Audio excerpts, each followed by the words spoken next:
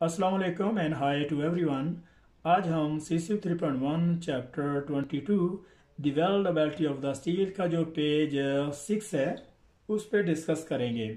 Prevention of the hydrogen heat factor zone cracking, यहाँ से इसको स्टार्ट करते हैं। तो हाइड्रोजन क्रैकिंग को किस तरह से प्रिवेंट किया जाता है? To control hydrogen cracking in the heat factor zone it may be necessary to pre heat the weldment. यहाँ तक इसको देखते हैं। तो हीट अफेक्टेड जोन को हाइड्रोजन क्रैकिंग के एरिया को कंट्रोल करने के लिए वेल्डमेंट पे प्री हीट की जाती है। Preheating retard the rate of the cooling and suppress the formation of the martensite and other hard structures found upon rapid cooling. यहाँ तक इसको देखते हैं। मतलब जो प्री हीट है वो वेल्ड मैटर को जल्दी ठंडा होने से बचाती है। And suppress the formation of the martensite and other hard structure found upon the rapid cooling.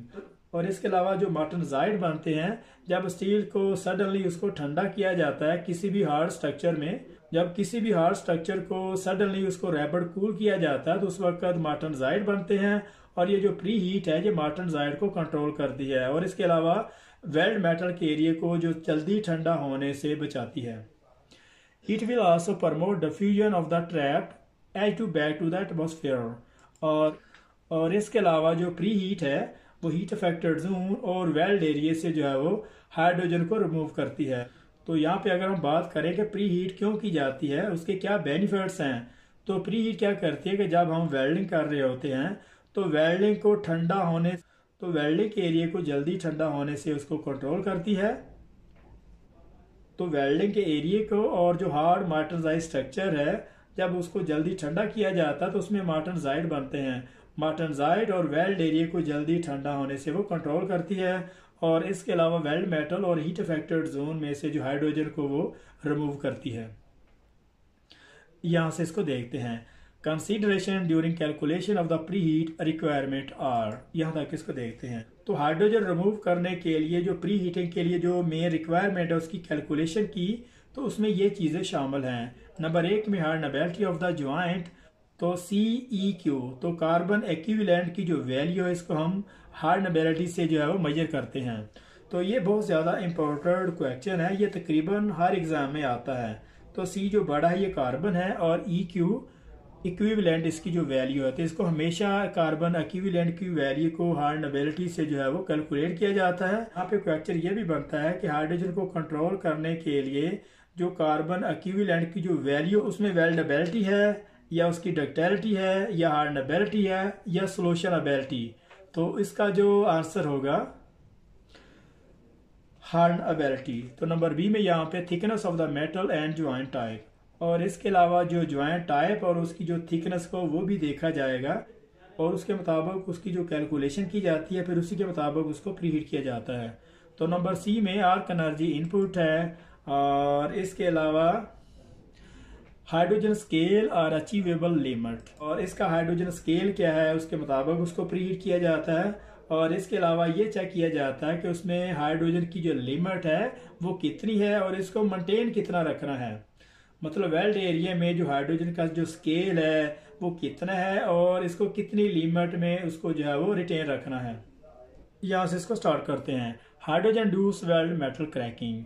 H2 weld metal crack may be occur when welding HSLA high strength low alloy steel। तो HSLA को high strength लो अलाय steel भी कहते हैं और इसके अलावा high speed लो अलाय steel भी कहते हैं। तो वेल्ड मेटल में क्रैकिंग उस वक्त आती है जब हम लो अलाय स्टील को वेल्ड करते हैं। These steels are micro allied with titanium, vanadium and niobium.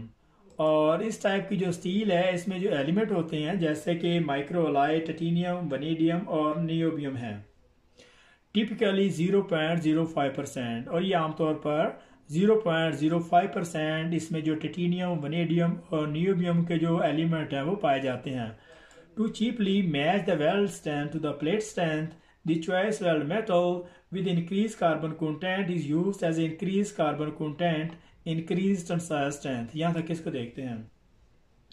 और इस तरीके से जो चीपली जो वेल्ड मेटल की जो स्ट्रेंथ है, बेस मेटल में जो वेल्ड मेटल की स्ट्रेंथ है उसको आसानी से और चीपली उसको जो है वो उसमें कार्बन कंटेंट वाले इलेक्ट्रोड यूज किए जाते हैं और इससे इसकी जो टेंसाइल स्ट्रेंथ इंक्रीज हो जाती है। up to 0.83% carbon. A graph showing the effect of the carbon of the properties of the plain carbon steel is given below. यहाँ तक इसको देखते हैं। और इस ग्राफ में जो प्लेन कार्बन स्टील में जो कार्बन कंटेंट जो ऐड किए जाते हैं उसका क्या इफेक्ट है वो इस डायग्राम में देखते हैं।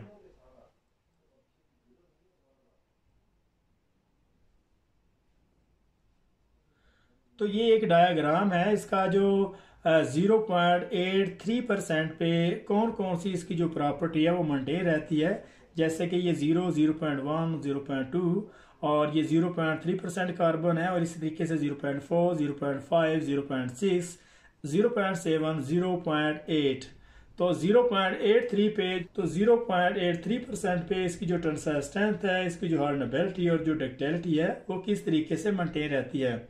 और इसके अलावा जो ऊपर जो 0.9 है, 1.0, 1.2, 1.4 और 1.6% अगर कार्बन है तो कार्बन के कितने परसेंटेज पे इसकी जो वैल्यू है जो मेंटेन रहती है उस पर डिस्कस करते हैं। तो सबसे पहले हम बात करते हैं टेंसाइल स्ट्रेंथ की। ये जो ग्राफ जा रहा है, ये जो ग्राफ है ये टेंसाइल स्ट्रेंथ का है। तो टेंसाइल स्ट्रेंथ की जो प्रॉपर्टी ये है कि अगर हम टेंसाइल स्ट्रेंथ मेटल को अगर दोनों तरफ से पकड़कर खींचते हैं तो उसमें जो एक्सटेंशन हो जाती है, मतलब वो इंक्रीज हो जाता है, और जब उसको छोड़ते हैं तो अपनी जो असल पोजीशन में वापस आ जाता है। तो यहाँ पे 0.83% पे जो कार्बन कंटेंट अगर ऐड किए जाते हैं तो उससे उसकी जो टेंसाइल स्ट्रेंथ वो इंक्रीज हो जाती है। यहाँ पे आप देख रहे हैं कि इस डायग्राम में इसकी जो ये लाइन है इसकी कर्व बिल्कुल टॉप पे यहाँ पे नजर आ रही है। तो इसी तरीके से अगर हम जो कार्बन कंटेंट है वो डाउन करते हैं, जैसे कि 0.7, 0.6, 0.5 है, तो इसी तरीके से उसकी जो टेंसाइल स्ट्रेंथ है वो भी साथ साथ लो हो जाती है। या फिर इसके अलावा अगर हम 0.83% से अगर जो कार्बन कंटेंट इसमें इंक्रीज करते हैं तो भी इसकी जो टेंसाइल स्ट्रेंथ इसका जो ग्राफ है आप देखते हैं कि वो नीचे आ रहा है। और इसके बाद इसकी जो हार्डनेस की जो लाइन है, तो यहाँ पे आप देख रहे हैं कि 0.83% पे, तो 0.83% पे इसकी जो हार्डनेस की जो वैल्यू है वो मेंटेन, मतलब अगर इससे कम कार्बन कंटेंट अगर डालते हैं तो उसकी जो हार्डनेस की वैल्यू कम हो जाती है। और अगर हम 0.83% से ऊपर इसमें कार्बन कंटेंट ऐड करते हैं तो हार्डनेस की वैल्यू बहुत ज़्यादा इंक्रीज हो जाती है। तो इसी तरीके से जो डक्टिलिटी की यहाँ पे जो लाइन है इसको अगर हम देखें कि ये भी 0.83% पे इसकी जो डक्टिलिटी है वो भी जो है वो मुनासिब है। अगर हम इससे जो कार्बन कंटेंट इंक्रीज करते हैं तो भी बहुत ज़्यादा इफेक्ट पड़ता है, और अगर हम इसके जो कार्बन कंटेंट यहाँ पे लो करते हैं तो भी आप देख रहे हैं कि इसकी डक्टिलिटी की जो वैल्यू जो है वो इस तरह लाइन इसकी ऊपर जा रही है। तो डक्टिलिटी असल में है क्या कि किसी भी अगर मेटल को अगर हम बेंड कर देते हैं तो बड़ी आसानी से उसमें इतनी फ्लेक्सिबिलिटी होती है कि मेटल को बेंड किया जाए। और इसके बरक्स अगर कोई भी हार्ड मेटल है जिसमें बहुत ज़्यादा ब्रिटलनेस है, अगर हम उसको थोड़ा सा बेंड करते हैं वो शीशे की तरह टूट जाता है। तो मतलब ब्रिटलनेस में इतनी कैपेबिलिटी नहीं है कि उसको मूव किया जा सके, और इसलिए हमें उस मेटल में डक्टिलिटी भी चाहिए होती है और हार्डनेस भी उसमें मेंटेन रखनी है। ना उसमें इतनी ज़्यादा डक्टिलिटी हो कि रबड़ की तरह बेंड हो जाए, और इसके अलावा ना हमें मेटल इतना हार्ड चाहिए देगी लोहे की तरह कि वो बिल्कुल टूट ही जाए। तो इसलिए हम इसकी जो सारी की सारी टेंसाइल स्ट्रेंथ, इसकी हार्डनेस और डक्टिलिटी की जो प्रॉपर्टी है उसको मेंटेन रखना है। तो यहाँ पे 0.83% पे जितनी भी इसकी जो प्रॉपर्टी हैं इस ग्राफ पे, इस डायग्राम पे जो है वो इतने कार्बन कंटेंट पे ये तीनों के जो प्रॉपर्टी की जो वैल्यू है उसको मेंटेन रखा जाता है। और ये बहुत ज़्यादा सुइटेबल कार्बन कंटेंट की वैल्यू है जिससे सारी की सारी प्रॉपर्टी जो है वो मेंटेन रहती है, जिससे हम मुनासिब और सुइटेबल कंडीशन में सारी की सारी प्रॉपर्टी को किसी भी रिफाइनरी, किसी भी इंडस्ट्री, फैक्ट्री में इसको यूज कर सकते हैं। यहाँ से इसको स्टार्ट करते हैं। This action will also result in hardenable steel well deposited where austenitic in the well will transform directly into the martensite, causing the same condition as found in the heat affected zone previously। यहाँ तक इसको देखते हैं। और इसका result ये निकलता है कि अगर हम 0.83% कार्बन इसमें ऐड करते हैं तो मेटल बहुत ज़्यादा हार्ड हो जाता है। डिपोजिटेड वेल्ड मेटल जो है वो बहुत ज़्यादा हार्ड हो जाता है, और जो ऑस्टेनाइटिक है वो डायरेक्टली मार्टनसाइट में चेंज हो जाता है, जैसे हमने लास्ट पेज में जो हीट अफेक्टेड जोन की जो कंडीशन है उसको पढ़ा था। एंड वेयर क्रैकिंग में occur with in the weld metals, और इससे जो क्रैकिंग जो है वो, और इसका रिजल्ट ये निकलता है कि 0.83% जो कार्बन है उससे स्टील में बहुत ज़्यादा डिपॉजिट वेल मेटल जो स्टील है उसमें बहुत ज़्यादा हार्डनेस आ जाती है, और जो ऑस्टोमेटिक है वो डायरेक्टली मार्टनजाइट में चेंज हो जाता है, जैसे कि हमने लास्ट पेज में हीट फैक्टर जोन के बारे में उसकी जो कंडीशन है उस पर डिस्कस की है। एंड वेयर क्रैकिंग में occur with in the weld metals, और इससे जो वेल्ड मेटल में क्रैकिंग आ जाती है, और इससे वेल्ड मेटल और हीट फैक्टर जोन में क्रैकिंग आ जाती है। Both has and the weld metals edge to crack are considered as a cold cracking smaller than 300 centigrade and on occasions are referred to as a edge to induce or delay cracking। यहाँ तक इसको देखते हैं। और ये जो cracking है ये हीट फैक्टर जोन और वेल्ड मेटल में आ जाती है, और इसको हम एच टू क्रैकिंग या कोल्ड क्रैकिंग भी कहते हैं। और एच टू क्रैकिंग या कोल्ड क्रैकिंग हम उस वक्त कहते हैं, और एच टू क्रैकिंग और कोल्ड क्रैकिंग हम इसे उस वक्त कहते हैं जब स्मॉलर देन 300 सेंटीग्रेड पे जो वेल्ड मेटल जब ठंडा हो जाता है। एंड ऑन कोई are refer to as H two induced और डिले क्रैकिंग। और इसके अलावा एच टू क्रैकिंग को एच टू ड्यूस या डिले क्रैकिंग भी कहते हैं। डिले क्रैकिंग इस वजह से कहते हैं कि जब वेल्ड मेटल को, और डिले क्रैकिंग इस वजह से कहते हैं कि जब वेल्ड कर दिया जाता है तो वेल्डिंग होने के बाद 72 आवर से 75 आवर के अंदर अंदर उसमें हाइड्रोजन क्रैकिंग जो है वो आने के चांसेस हो सकते हैं।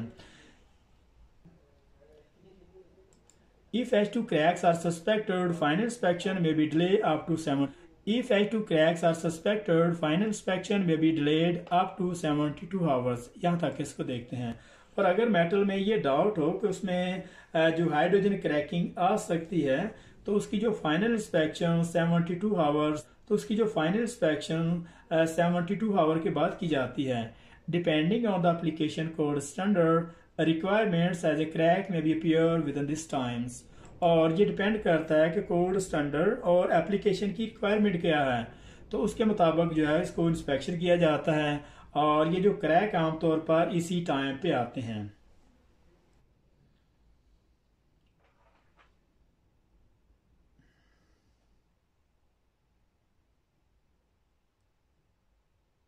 यहाँ से इसको देखते हैं। As indicated above, addition of carbon up to 0.83% carbons are acyclide compositions। जैसा कि ऊपर डायग्राम में हमने इसको देखा कि जैसा कि जो कार्बन कंटेंट 0.83% पे उसको ऐड किया जाता है, ये यूक्टाइड कंपोजिशन बन जाती है। Will increase the tensile strength of the plain carbon steel। और इस यूक्टाइड कंपोजिशन पे इसकी जो प्लेन कार्बन स्टील की जो टेंसाइल स्ट्रेंथ है वो इंक्रीज हो जाती है। This serves the purpose of the cheaply matching the weld metal strength to the base metal, but will also give the weld metal much higher hardenability। यहाँ तक इसको देखते हैं। और इस तरीके से बड़े सस्ते और चीपली तरीके से हम प्लेन कार्बन स्टील की जो टेंसाइल स्ट्रेंथ है उसको इंक्रीज कर लिया जाता है, और इस तरीके से चीपली और बड़ी आसानी से हम बेस मेटल जो प्लेन कार्बन स्टील का जो बेस मेटल है उसकी जो टेंसाइल स्ट्रेंथ है, और इस तरीके से बड़ी आसानी और चीपली तरीके से हम बेस मेटल जो प्लेन कार्बन स्टील का जो बेस मेटल है उसकी टेंसाइल स्ट्रेंथ को बड़ी आसानी से इसको इंक्रीज कर लेते हैं उसमें कार्बन कंटेंट ऐड करने से। लेकिन इसका जो साइड इफेक्ट ये है कि स्टील में बहुत ज़्यादा हार्डनेबिलिटी आ जाती है।